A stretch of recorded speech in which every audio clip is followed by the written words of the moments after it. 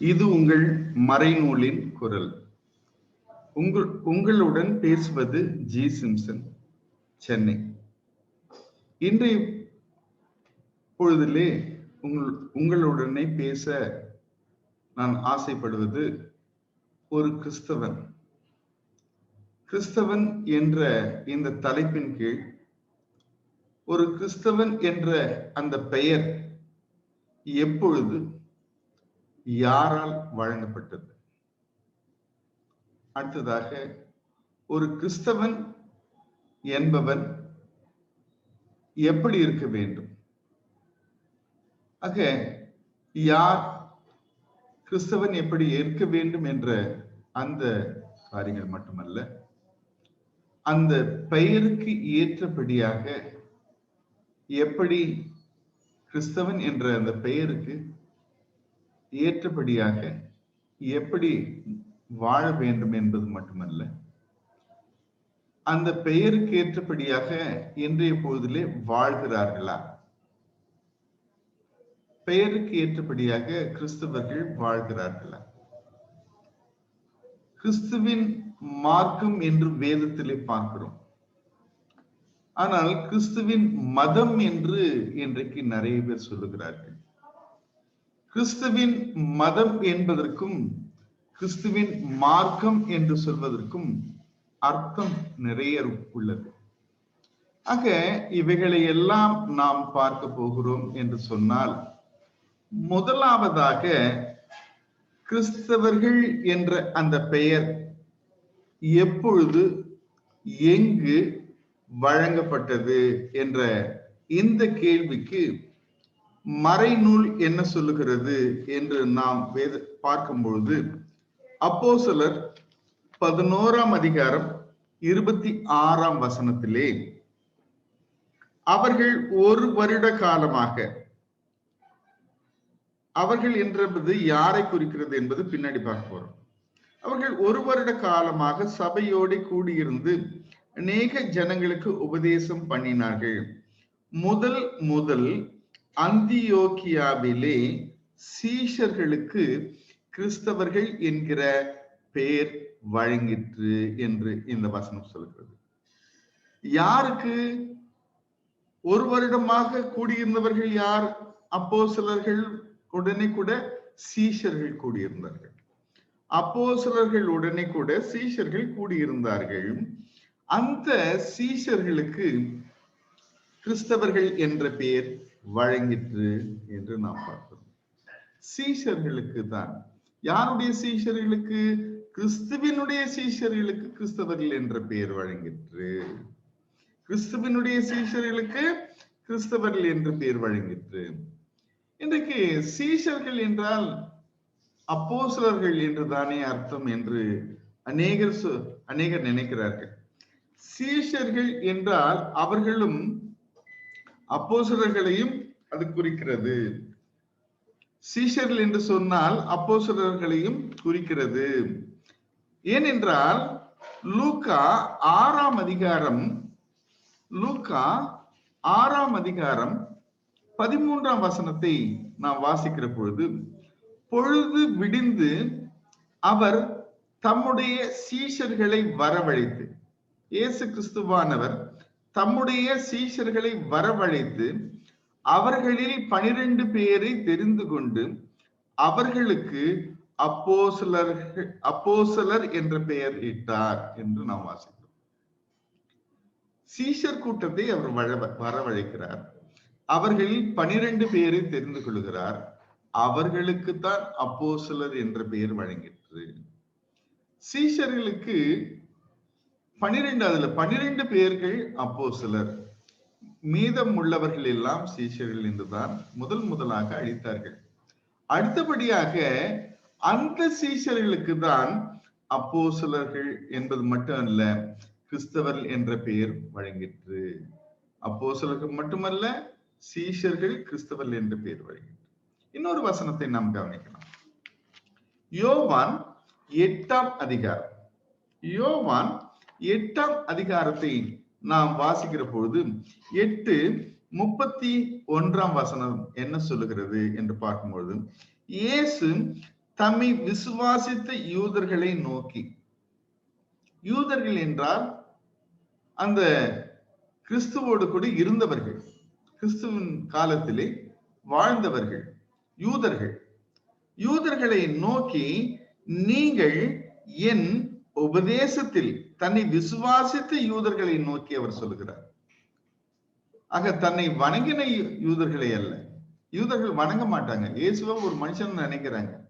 ஆக தம்மை விசுவாசித்த யூதர்களை அவர் நோக்கி சொல்லுகிறார், நீங்கள் என் உபதேசத்தில் நிலைத்திருந்தால் மெய்யாகவே என் சீஷர்களாய் இருப்பீர்கள் என்று சொல்லுகிறார்.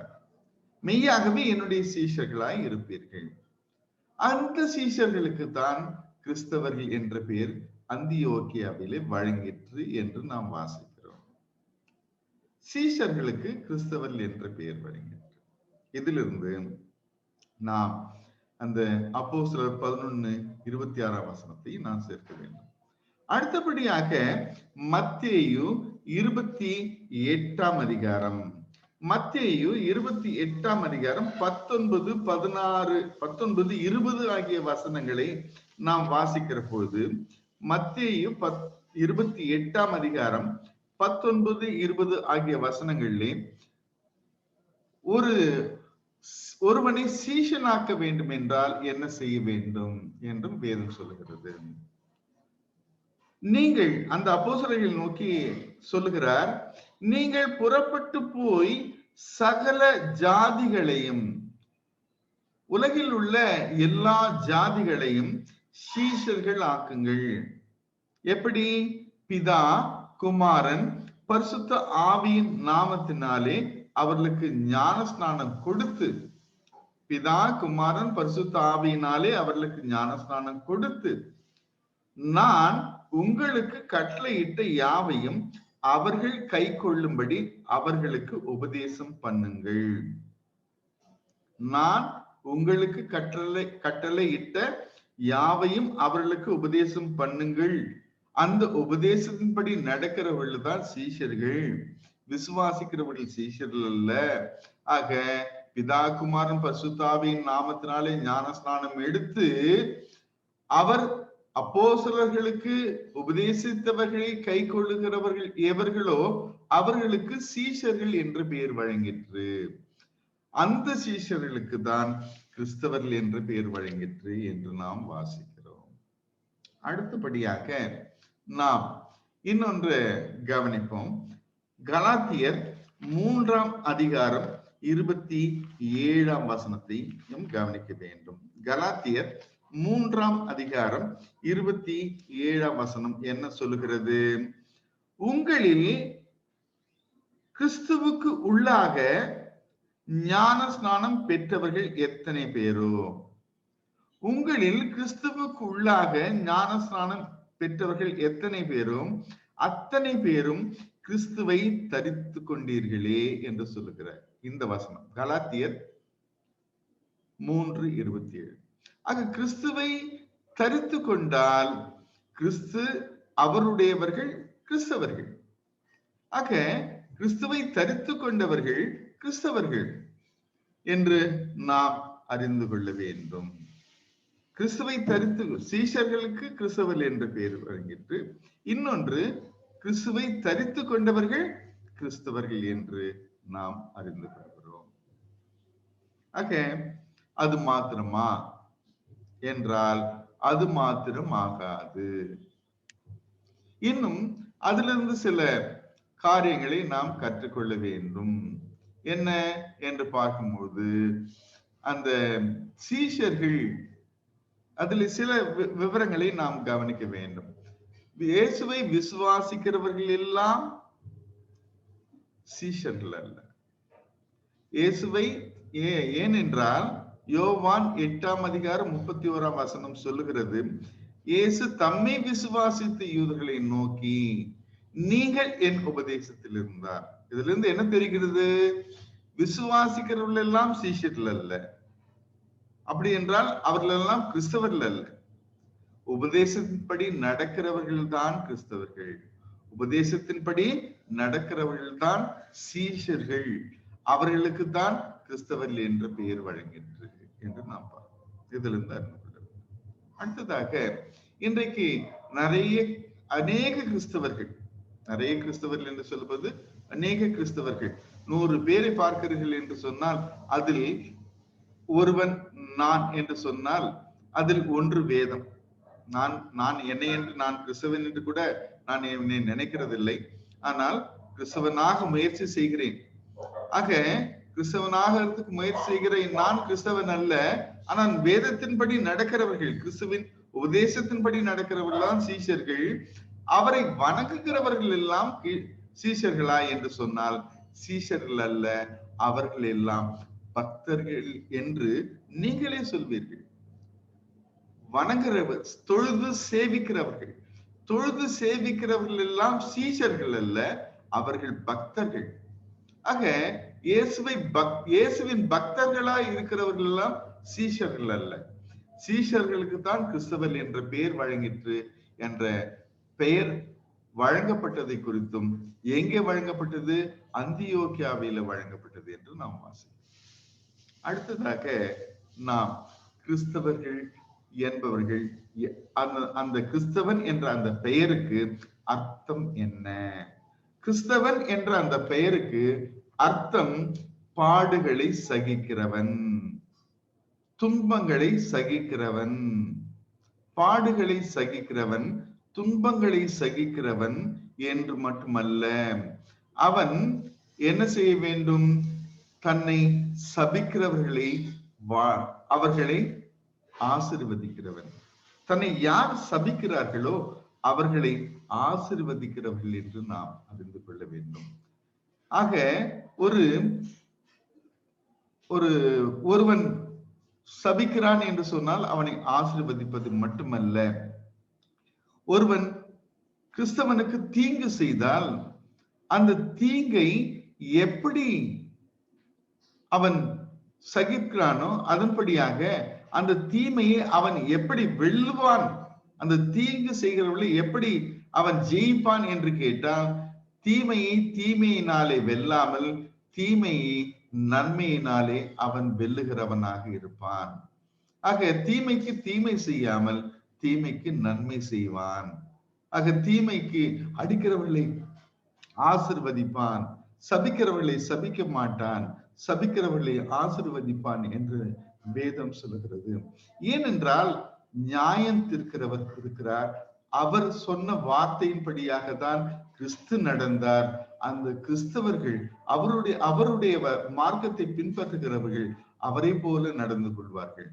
ஆக ரோமர் 15ஆம் அதிகாரம் 3ஆம் வசனத்திலே அவர் எப்படி நடக்கிறார் என்று கேட்டால், அவர் உம்மை நிந்திக்கிறவருடைய நிந்தை என் மேல் விழுந்தது, என்னை வைகிறவர்கள், என்னை அவமானப்படுத்துகிறவர்கள், என்னை துன்பப்படுத்துகிறவர்கள் என்னை துன்பப்படுத்தவில்லை, உன்னை துன்பப்படுத்தும்படியாக தான் என்னை துன்பப்படுத்துகிறார்கள் என்று இயேசு கிறிஸ்துவானவர் நடக்கிறார் என்று கேட்டார்.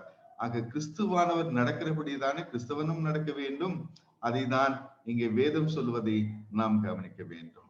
மத்தேயு 24ஆம் அதிகாரம் 9ஆம் வசனம் சொல்லுவதை நாம் கவனிக்க வேண்டும். மத்தேயு 24ஆம் அதிகாரம் 9ஆம் வசனம் என்ன சொல்லுகிறது என்று பார்க்கும்போது, என் நாமத்தினாலே, ஆக என் நாமத்தினாலே எவைகளை சகிக்கிறீர்களோ, என் நாமத்தினாலே என்ன சொல்லுகிறார்? 7ஆம் வசனத்துல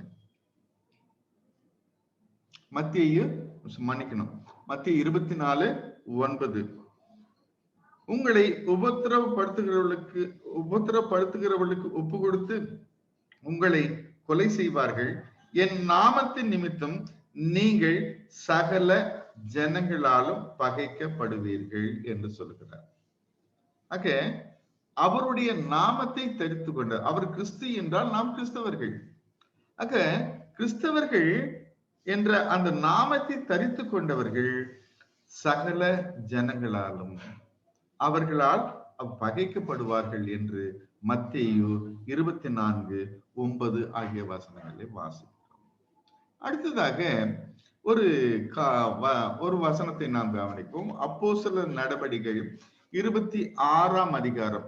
அப்போஸ்தலருடைய நடபடிகள், அப்போஸ்தலர் எப்படி நடந்து கொண்டார்கள் அதை ஒரு சரித்திரமாக எழுதுகிறார்கள். அப்போஸ்தலர் நடபடிகள் 26ஆம் அதிகாரம் 28, 29 ஆகிய வசனங்களை நாம் வாசிக்கிற பொழுது அங்கே என்ன சொல்லப்படுகிறது? அகரிப்பா என்ற ஒரு ராஜாவை பவுல் சந்தித்து தன்னுடைய காரியங்களை பேசுகிறார். ஆக அப்பொழுது இருவருக்கும் ஒரு பேச்சுவார்த்தை நடக்கிறது. அப்பொழுது சில காரியங்களை அந்த அகரிப்பா ராஜாவுக்கு சொல்லுகிற பொழுது அந்த அகரிப்பா பவுல் அகரிப்பாவை நோக்கி என்ன சொல்லுகிறான்? அப்போஸ்தலர் 26ஆம் அதிகாரம் 28, 29 ஆகிய வசனங்கள். அப்பொழுது அகரிப்பா பவுலை நோக்கி, நான் கிறிஸ்தவன் ஆகிறதற்கு கொஞ்சம் குறைய நீ என்னை சம்மதிக்க பண்ணுகிறாய் என்றான். நீ என்னை கிறிஸ்தவன் ஆவதற்கு கொஞ்சம் குறைய சம்மதிக்க பண்ணுகிறாய் என்று அகரிப்பா பவுலை பார்த்து சொல்லுகிறார். அதற்கு பவுல், நீர் மாத்திரம் அல்ல, இன்று என் வசனத்தை கேட்கிற யாவரும் கொஞ்சம் குறைய அல்ல, இந்த கட்டுகள் தவிர, கொஞ்சம் குறைய அல்ல, கொஞ்சம் மட்டும் இல்லை கிறிஸ்தவனாகக்கூடாது, இந்த கட்டுகள் தவிர, நான் கட்டப்பட்டிருக்கிறேனே, நான் கைது செய்யப்பட்டிருக்கிறேன், இந்த கட்டுகள் தவிர முழுவதும் என்னை போல் ஆகும்படி தேவனை வேண்டிக் கொள்கிறேன். பாத்தீங்களா? இங்க தேவனை வேண்டிக் கொள்கிறேன், இயேசுவை வேண்டிக் கொள்கிறேன் என்று சொல்லவில்லை, தேவனை வேண்டிக் கொள்கிறேன். கிறிஸ்துவை போல நான் என்ன செய்யப்பட்டிருக்கிறேன்? உனக்கு முன்பாக குற்றவாளியாக நிற்கிறேன், என்னை குற்றப்படுத்தி இருக்கிறார்கள், நான் ஒரு தீமையும் செய்யவில்லை. ஆக நீ எனக்கு சொன்னதெல்லாம் சரியானதுதான், ஆனால் நீ என்னை கிறிஸ்தவனாவதற்கு சம்மதிக்க பண்ணுகிறாய் என்று சொல்லுகிற அகரிப்பாவுக்கு, அந்த அகரிப்பாவை நோக்கி பவுல் சொல்கிறான், என்னை போல நீ ஆக வேண்டும். ஆக கிறிஸ்துவுக்காக பாடுகளை சகிக்க வேண்டும் என்பது எங்கே எழுதப்படுகிற காரியம் என்று நாம் பார்க்கிறோம். அடுத்ததாக கிறிஸ்துவுக்குள்ளாக ஞான ஸ்நானம். முதலாவது பிதா, குமாரன், பரிசுத்த ஆவியின். ஆக ஒரு காரியத்தை நாம் பார்க்க வேண்டும். கலாத்தியருக்கு நிருபம் 3ஆம் அதிகாரம் 27ஆம் வசனத்தின்படியாக கிறிஸ்துவுக்கு உள்ளாக என்று சொன்னால் அதுக்கு ஒரு அர்த்தம் என்ன என்று பார்த்தால், ரோமருக்கு நிருபம் 6ஆம் அதிகாரம் 2, 3 ஆகிய வசனங்களிலே பாவத்துக்கு மரித்த நாம் என்று அங்கே சொல்லப்பட்டு, கிறிஸ்து இயேசுக்குள்ளாக ஞான ஸ்நானம் பெற்ற நாம் அனைவரும் அவருடைய மரணத்துக்குள்ளாக ஞான ஸ்நானம் பெற்றதை அறியாமல் இருக்கிறீர்களா?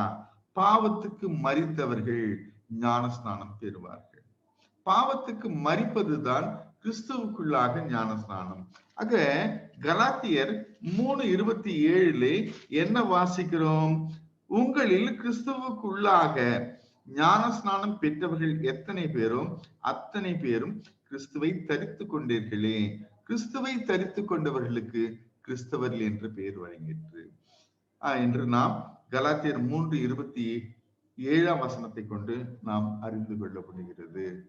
ஆக இன்னொன்று என்ன என்று பார்க்கும்பொழுது, கிறிஸ்துவுக்கு உள்ளாக ஞானஸ்நானம் பெறுவது மட்டுமல்ல, பிதா, குமாரன், பரிசுத்த ஆவியின் நாமத்தினாலே ஞானஸ்நானம் பெற்று அவருடைய வார்த்தையின்படி நடக்கிறவர்களுக்கு கிறிஸ்தவர்கள் என்று பார்த்தோம். இப்பொழுது கிறிஸ்தவர்கள் என்ற பெயருக்கு அர்த்தத்தை நாம் பார்க்கிறோம் என்றால், கிறிஸ்தவர்கள் என்றால் அந்த ஞானஸ்நானம் எடுத்துக்கொண்டவர்கள் அவரை போல பாடுகளுக்கு சகித்து நடக்க வேண்டும் என்பதும் அர்த்தம் என்று நாம் பார்க்கிறோம். அடுத்தபடியாக பிலிப்பியர் 1ஆம் அதிகாரம் 29ஆம் வசனம் சொல்வதை நாம் பார்க்கிறோம். ஏனெனில் கிறிஸ்துவின் இடத்தில் விசுவாசிக்கிறதுக்கு மாத்திரமல்ல, அவர் நிமித்தமாக பாடுபடுகிறதற்கும் உங்களுக்கு அருளப்பட்டிருக்கிறது. யாருக்கு? உங்களுக்கு. உங்கள் என்றால் யார்? சீஷர்களே, கிறிஸ்துவின் சீஷர்களே, கிறிஸ்தவர்களே, கிறிஸ்துவின் சீஷர்களே, கிறிஸ்தவர்களே, உங்களுக்கு அருளப்பட்டிருக்கிறது. அவர் நிமித்தமாக பாடுபடுவதற்கும் உங்களுக்கு அருளப்பட்டிருக்கிறது. ஒரு கிறிஸ்தவன் என்ற அந்த பெயருக்கு மறைபொருளான அர்த்தம் என்னென்றால் பாடுகளை சகிக்கிறவன், பாடுபடுகிறவன் என்று அர்த்தம். இன்னொரு வசனம் நான் வாசிக்கிறோம். அது 2 தீமோத்தேயு 2ஆம் அதிகாரம் 11-12.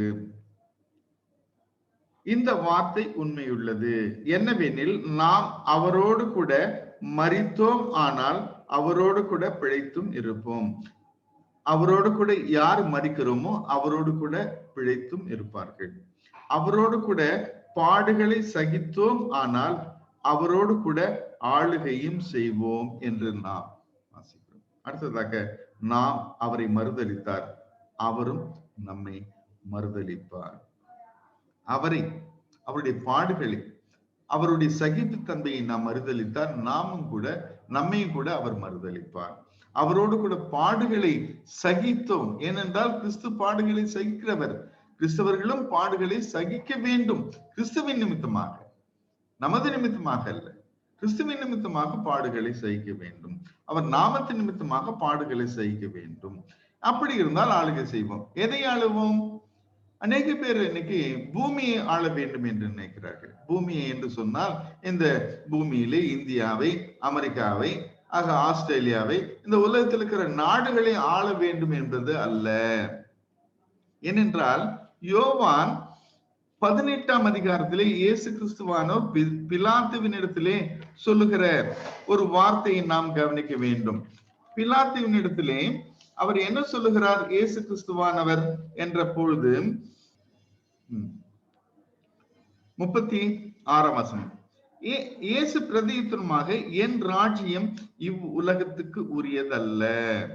இந்த உலகத்திலே ஆளுகை செய்வது போல என்னுடைய ராஜ்யம் இருக்காது. நான் ராஜா என்றால் நான் பரலோகத்திலே பிதாவுடைய வலது பாசத்தில் இருப்பேன். இந்த பூமியின் ராஜா இந்த பூமியிலே இருப்பார். ஆக என்னுடைய ராஜ்யம் இவ்வுலகத்துக்கு உரியதல்ல.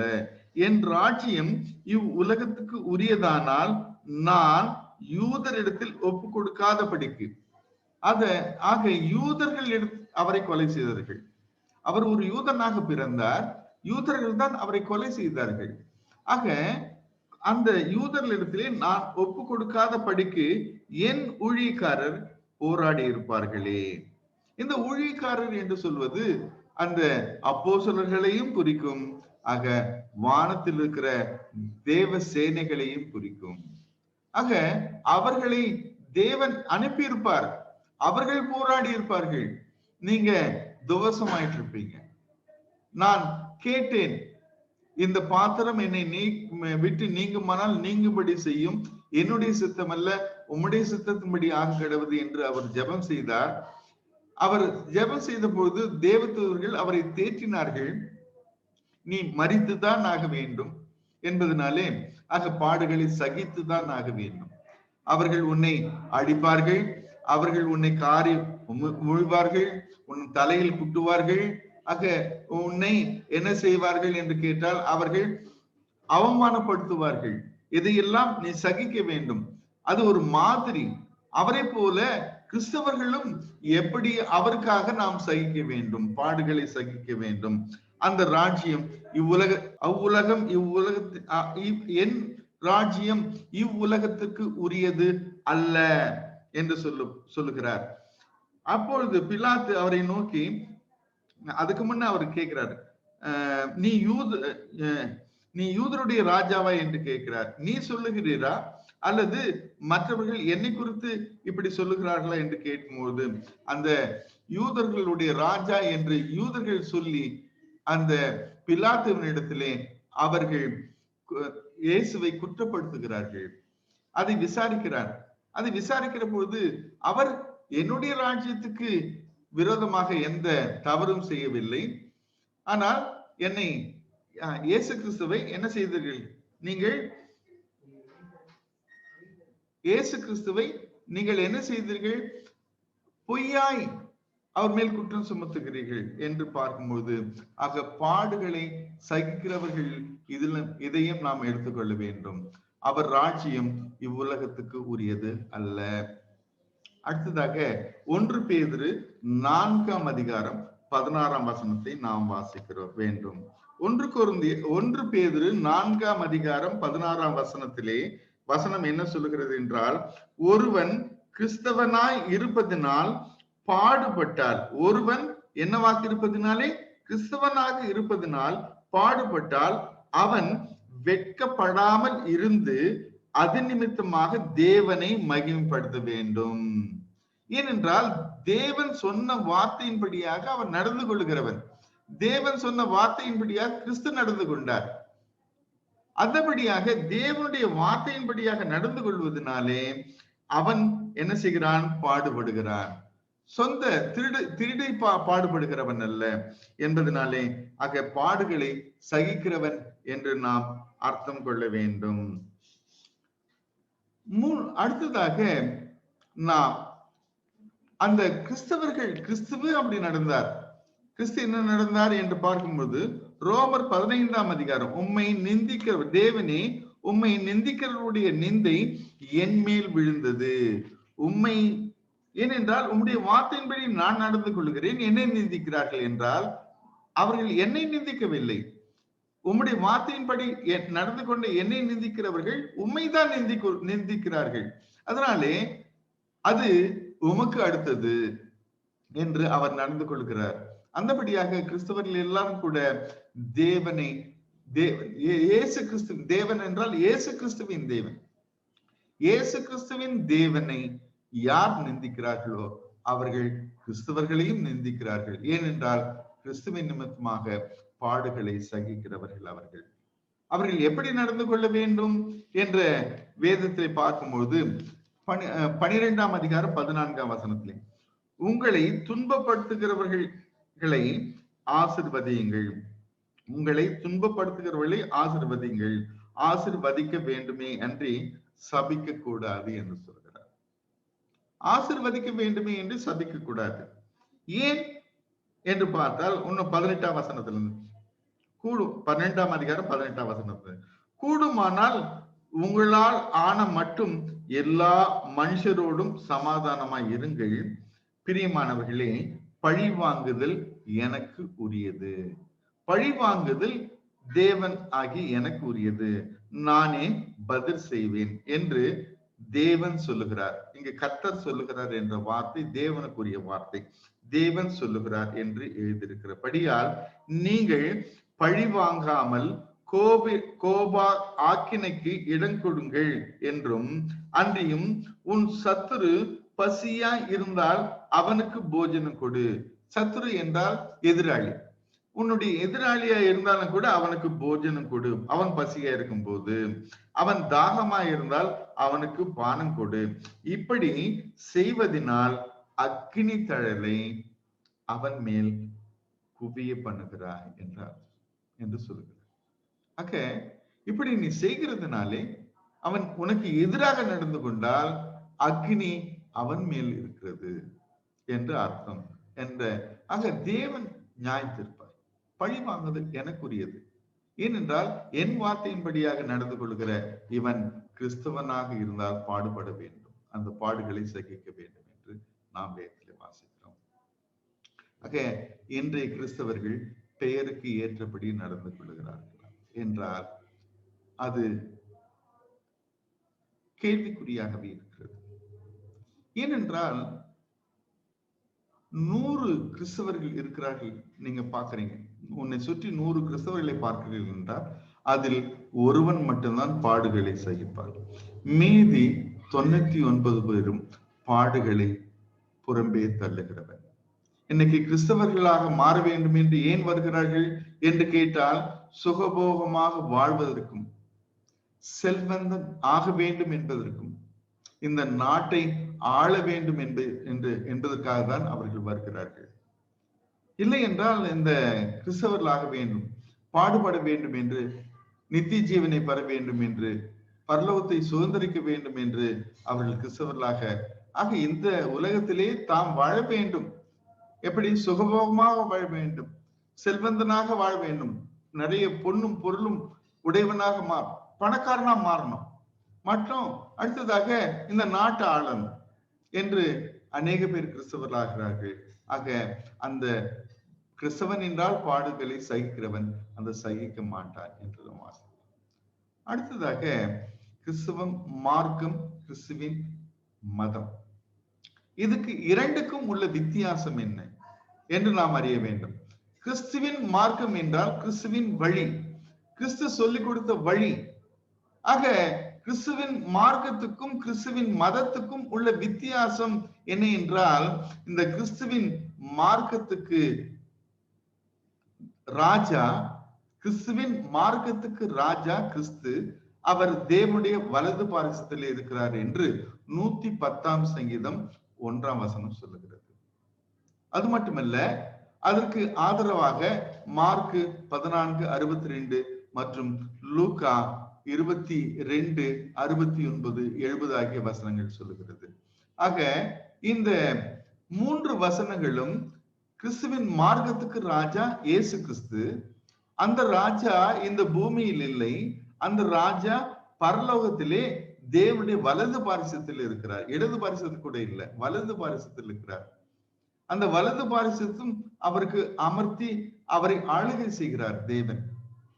அந்த அப்படிப்பட்ட அந்த ராஜாவினுடைய ஆளுகை இந்த பூமியில் மட்டுமல்ல, அந்த பாவிகள் இடத்தில் தான்.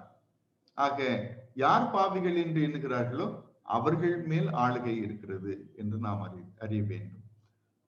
ஆக இப்படியாக கிறிஸ்துவின் மார்க்கத்துக்கு ராஜா இந்த பூமியில் இல்லை, ஆனால் கிறிஸ்துவின் மதத்துக்கு ராஜா இந்த பூமியில் தான் இருப்பார்கள்.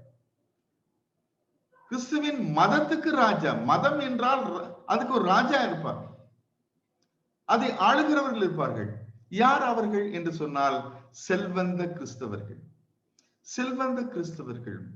ஆக இந்த அந்த செல்வந்தர்களுடைய வார்த்தையின்படியாக நடக்கிற அந்த செல்வர்களுக்கு, செல்வந்தர்களுக்கு, பிரபுக்களுக்கு உதவி செய்கிறதான யார்? அடுத்தது யாரு?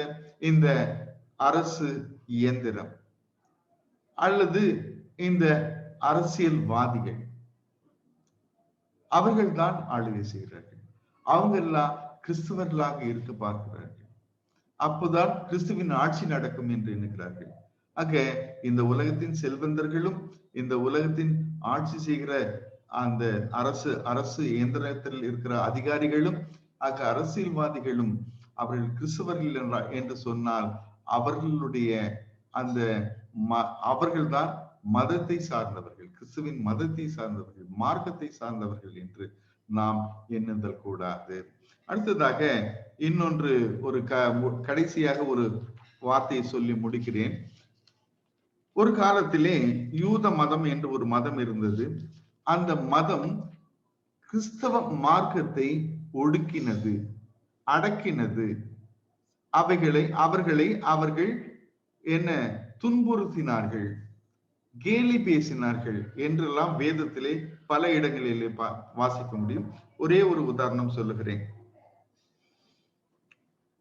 18ஆம் அதிகாரம், அப்போஸ்தலர் 18ஆம் அதிகாரம் 12ஆம் வசனத்துல, கல்லியோன் என்பவன் அகாயா நாட்டிற்கு அதிபதி ஆன பொழுது யூதர்கள் ஒருமனப்பட்டு பவுலுக்கு விரோதமாக எழும்பி அவனை நியாயாசனத்துக்கு முன்பாக கொண்டு போய், இவன் வேத பிரமாணத்துக்கும் விகற்பமாய் தேவனை சேவிக்கும்படி மனுஷருக்கு போதிக்கிறான் என்றார்கள்.